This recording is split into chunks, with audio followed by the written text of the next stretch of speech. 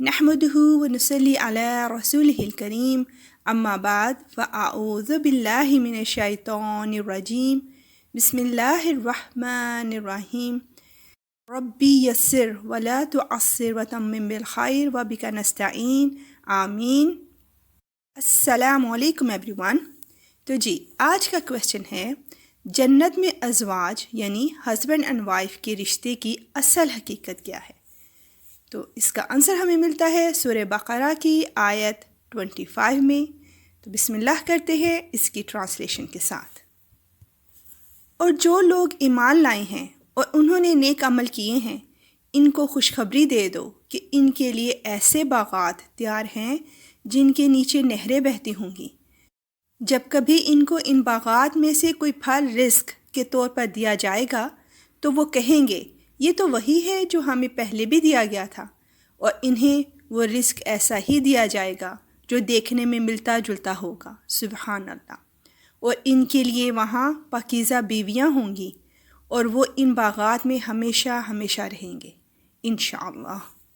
اگر اللہ کی رضا اور ایمان کے ساتھ نیک عمل کیے ہوں گے تو وہ جنت نصیب ہوگی جس کی ایک جھلک اس آیت میں دکھائی گئی ہے۔ سبحان اللہ۔ جنت میں جب اہل جنت کو پھل دیا جائے گا تو وہ کہیں گے یہ وہی ہے جو ہمیں اس سے پہلے کھانے کو دیا گیا۔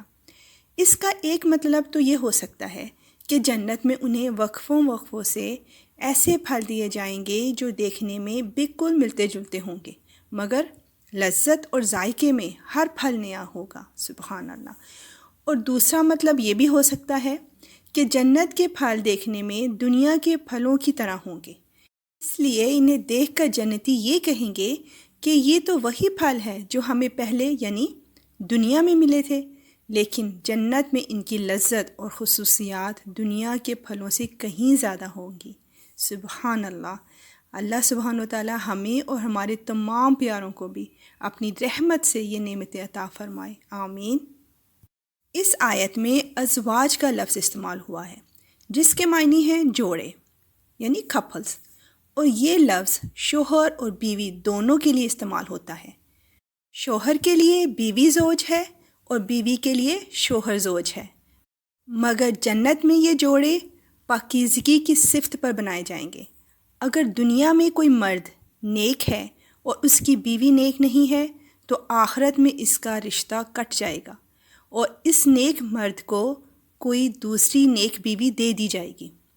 اگر دنیا میں کوئی عورت نیک ہے اور اس کا شوہر بد، تو وہاں وہ اس برے شوہر کی صحبت سے خلاصی پا جائے گی، یعنی کوئی نیک مرد اس کا شریک زندگی بنا دیا جائے گا۔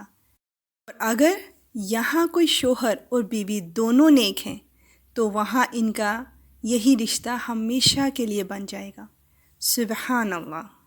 یا رب العالمین، ہمیں ہمارے ازواج کی طرف سے اور اولاد کی طرف سے آنکھوں کی ٹھنڈک عطا فرما اور ہم کو پرہیزگاروں کا پیشوا بنا، اس دنیا میں بھی اور آخرت میں بھی، آمین اللہم آمین۔ اور اب نیکسٹ ایپیسوڈ کا کویسچن، کیا بڑے گناہوں کی موجودگی میں چھوٹے گناہوں کا بھی حساب ہوتا ہے؟